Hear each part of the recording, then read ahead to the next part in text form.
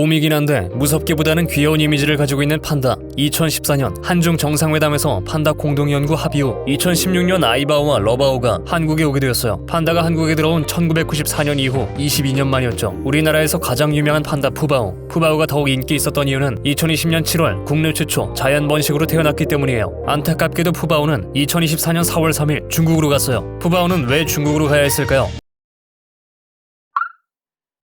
1973년 3월 워싱턴에서 세계적으로 멸종위기에 처한 야생 동식물의 상업적인 국제거래를 규제하고 생태계를 보호하기 위하여 채택된 워싱턴 협약에 중국이 1981년 가입했는데 1981년 이전에 중국은 수교를 맺은 국가에 판다를 선물로 보냈지만 가입 이후 보호동물로 지정된 자이언트 판다를 기증하는 행위가 금지되어 대여 형식으로 변경되었어요. 이 협약으로 중국은 공식적으로 세계 유일한 판다 소유국이 되었죠. 해외에서 태어난 판다라도 소유권은 중국에 있고 4살이 되면 종번식을 위해 중국으로 반환되는 것이 원칙. 그렇다면 왜 판다는 중국에만 있을까요? 자이언트 판다는 화석 기록에 따르면 800만 년 전에 출현한 것으로 추정되고 헝가리, 프랑스의 습한 삼림 지역에도 서식한 것으로 추정되고 있어요. 여러 번의 빙하기를 겪으며 많은 판다들이 사라졌지만 아시아 일부 지역인 중국 남부와 동부, 베트남과 미얀마 북부 지역에 서식하고 있던 판다들은 한파를 이겨내 생존할 수 있었죠. 하지만 기후변화, 서식지의 변화, 인간 활동의 영향 등 여러 요인으로 인해 서식지가 점차 줄어들어 오늘날 중국 스촨, 산시, 간수 지방의 고산지대 대나무 숲에 제한적으로 서식하게 되었어요. 이 중에 스촨성은 2006년 세계 자연유산으로 지정돼 판다 보호구역 최대 서식지죠. 판다들은 대나무 잎과 줄기를 하루에 12kg, 최대 38kg까지 먹고 살아가기 때문에 대나무가 매우 풍부한 지역에서 살아요. 그리고 풍부한 대나무 숲은 판다가 안전하게 서식할 수 있는 적합한 환경을 제공해주죠. 그러면 중국의 대나무 숲에 잘 살던 판다는 어쩌다가 개체가 없어진 것일까요? 판다는 1년 중 가임기가 최대 3일로 자연 번식 능력이 약하고 태어난 새끼의 생존율도 낮아요. 새끼를 낳을 때는 한 마리 혹은 40에서 50% 확률로 쌍둥이를 낳죠. 안 그래도 번식이 느린 판다인데 갑자기 사라질 뻔한 이유는 다름 아닌 인간 때문이에요. 판다는 청나라 때까지만 해도 큰 관심이 없었어요. 당초 야생 판다는 대나무 숲의 은둔자라는 별명이 있을 만큼 깊은 골짜기의 한정된 구역에서만 살아 사람들이 거의 모르는 동물이었죠. 판다가 사람들에게 주목받기 시작한 건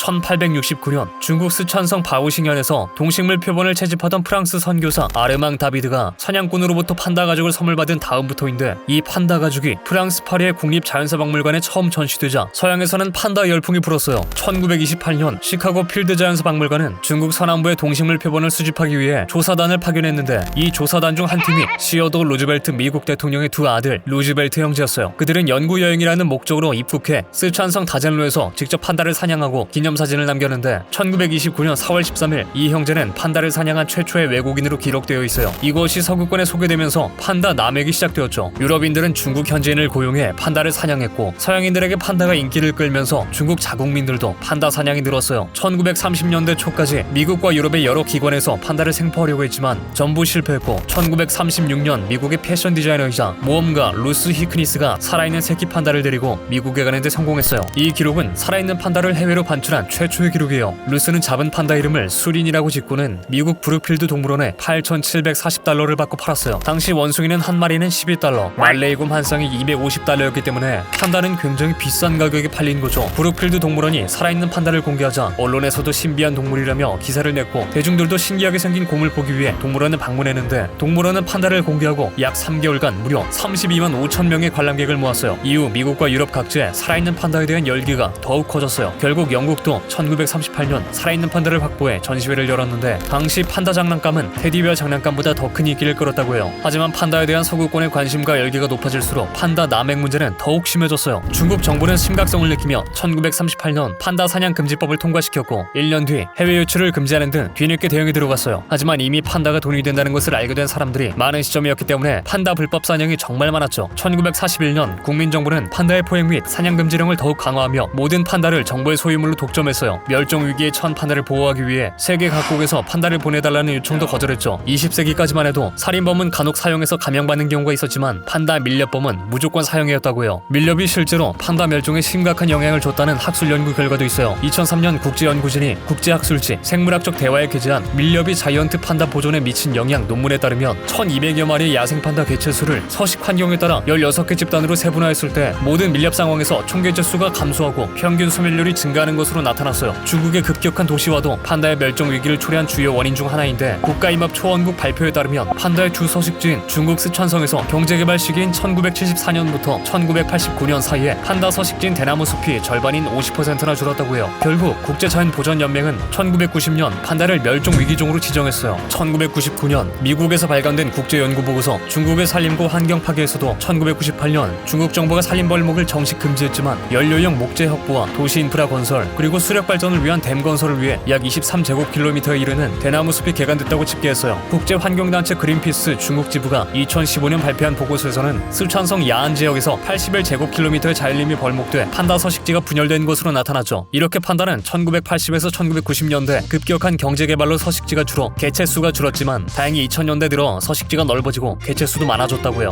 판다를 국보급 동물로 여기는 중국은 판다 보존에 많은 공을 들이고 있는데 국제자연보전연맹은 2016년 9월 판다의 개체수가 증가함에 따라 위기종에서 취약종으로 조정했죠. 취약종이란 여전히 보호가 필요한 등급이지만 국제자연보전연맹이 지정하는 멸종위기종 등급 중 위기종과 위급종보다는 멸종 위험성이 낮은 등급이죠. 1980년대 1100마리에서 2024년 1900마리로 증가했고 서식지 면적도 10년 사이 약 2배가량 늘었어요. 모든 판다가 다 소중하지만 우리가 사랑하는 푸바오, 판다 개체가 많아지면 과연 푸바오를 다시 한국에서 볼 수 있는 날이 올까요?